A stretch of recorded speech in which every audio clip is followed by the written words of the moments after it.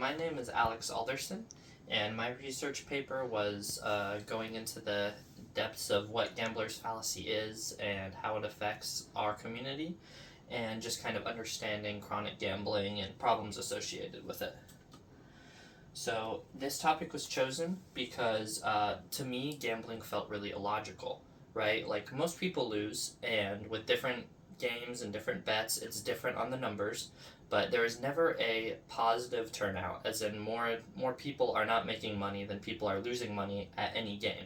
That would never make sense, and casinos at the end of the day are a business. So when you go and you play, and the longer you play, the more likely you are to lose. However, gambler's fallacy lies on a principle that is a misconception that one event can affect another event that is different. It is something that the human brain automatically does. Many people do it without even thinking. And it's kind of the idea of if I flip a coin 5 times and I get heads every time, then someone's probably more likely to bet that the next coin will be tails, because the outcome is not lining up with what they in their mind think is going to happen, even though me flipping 5 tails or 5 heads does not affect the coin being different on the next flip. And another big reason this topic was chosen is because gambling is on a massive rise. We have seen sports betting in the recent years go up to crazy numbers. More and more people are gambling. In times of economic turmoil, there are more people that gamble because poorer people gamble more. They have, they feel bad about their life. They feel like they have less to lose, and they will happily go and play and gamble for a chance to completely fix all of their problems in their mind. And for a lot of people, that risk is something that they think is worth it. And I never really understood that. And so now that I'm of age to gamble, I thought it was a good idea to go out and try and study it and learn why people do it. So this is an overview for what I'll be walking through, which is, why do people think that they can win, even though there's been thousands of studies and papers that tell you you're not going to win. Even when you look into it just on a surface level, even just personal experience, the more you play, the more you realize you're just not meant to win. So, why do they keep playing? Why do these people that gamble daily and understand all of these things still gamble every single day without it breaks? There are people that go to the casino daily, and it is something that really just intrigued me. Excuse me. I also went to the casino here at the Ojibwa Casino and did some in-person interviews. And after going through those, we'll talk about the effects on our community and the plays that addiction has on the normal household, like in Marquette. The problems that this can cause and why it's important to understand these things. So the overall goal is just to understand the gambler's fallacy and basically how casinos are capitalizing this to get into our small community and to get more and more people to gamble. So what is gambler's fallacy? Gambler's fallacy is the mistaken belief that the results of one outcome affect the results of another, as discussed at the start of the presentation. And an example is that, if the roulette wheel hits red 3 times, then someone might be more likely to bet more money on the wheel landing on black. These events are not related at all.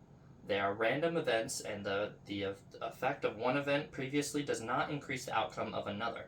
So if you lose a lot, you don't have a win coming up. It's not like an investment, but many gamblers see it that way and think about it that way.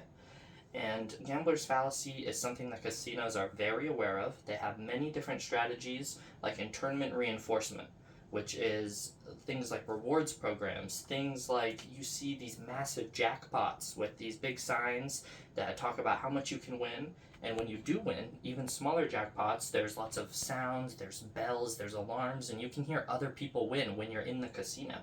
And this idea of internment reinforcement basically is giving you small little wins to cover up big wins. So someone that goes and plays 10 hours of slot machines, if they lose $1,000, but at one point they won $1,500, reinvested it and lost it all, then that win sticks out so much more than the loss to them, just because of the way that our brains work. And casinos use all of this and the whole idea of gambler's fallacy to get more people into the casino that gamble more money.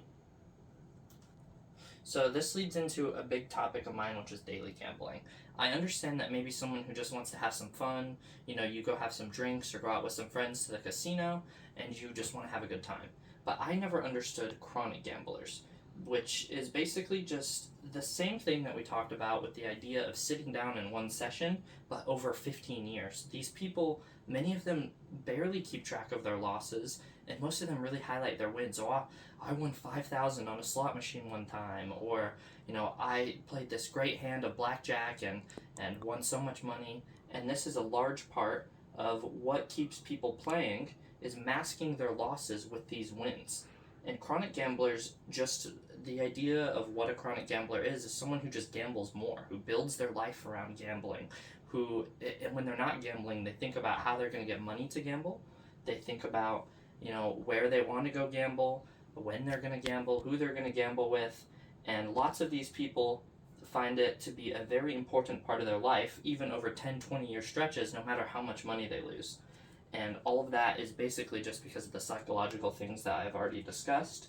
And it's just not a very positive thing to see, which is why I went to our casino in Marquette, Michigan to look at chronic gamblers, to go and look at who casinos target and what's going on. Because people with less money do gamble more, and the Marquette and the surrounding area is not known for its wealth. And we have things like seasonal depression, and because it's a smaller town, there's not lots to do. And all of these things can make people much more vulnerable to gambling way more than they should. So I went to the Ojibwa Casino. I played my $20 free. You go and you get a free card, and you get introduced to the reward system, which is an tournament reward system, just like the one I had discussed, that keeps you playing with the idea that you're racking up points towards a prize almost.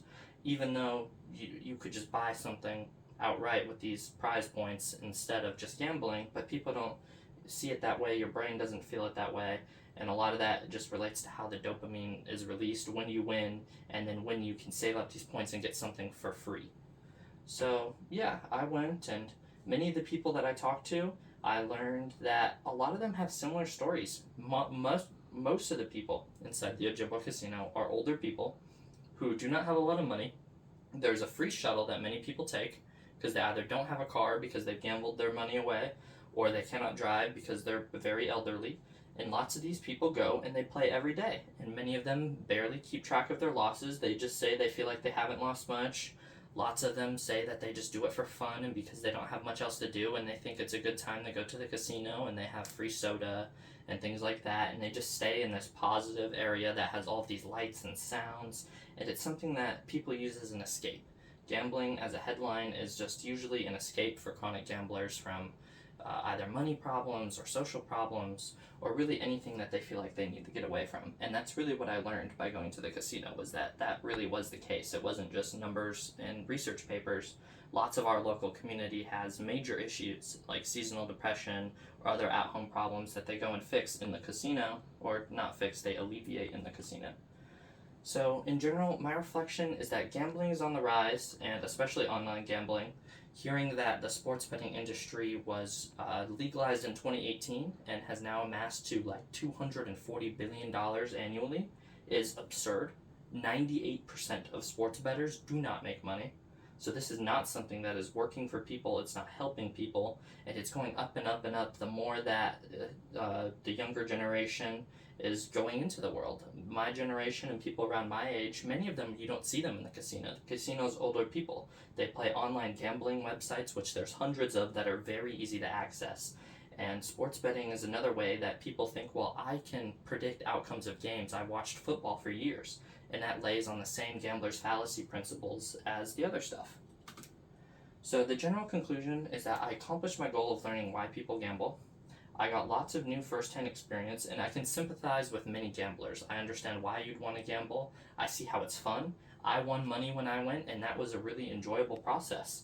But it's important to know that you should do it safely, and when you gamble, you need to make sure you're gambling money that if you lose, you can still pay your rent, you can still eat, you can still have a car. These things are important. Many people gamble their whole life away, and this will break apart all of your relationships. It can ruin your life. And gambling has many, many people that end up in that outcrop of just unfortunate situations. And it's really unfortunate because most of those people already came from a place where they didn't have a lot of money and they had to work really hard for basic stuff, and they just get preyed on by these casinos. And it's really unfortunate, and it makes me really sad. And extreme gambling usually ends very badly for most people. Most people can't quit. It's very addictive. So yeah, any questions? How much money did you win? When I played my $20 of free points and I won almost $500, and that was an experience that really taught me a lot about gambling and the idea. Because you feel, well, if I had $20, if I go and spend 100, who knows what I could win? But it just doesn't work like that. You're not gonna win more money off of winnings, and it was really fun to go and play that money. But I am happy that I am reserved and I'm not someone who is given into addiction, or I could easily see that starting a problem for me.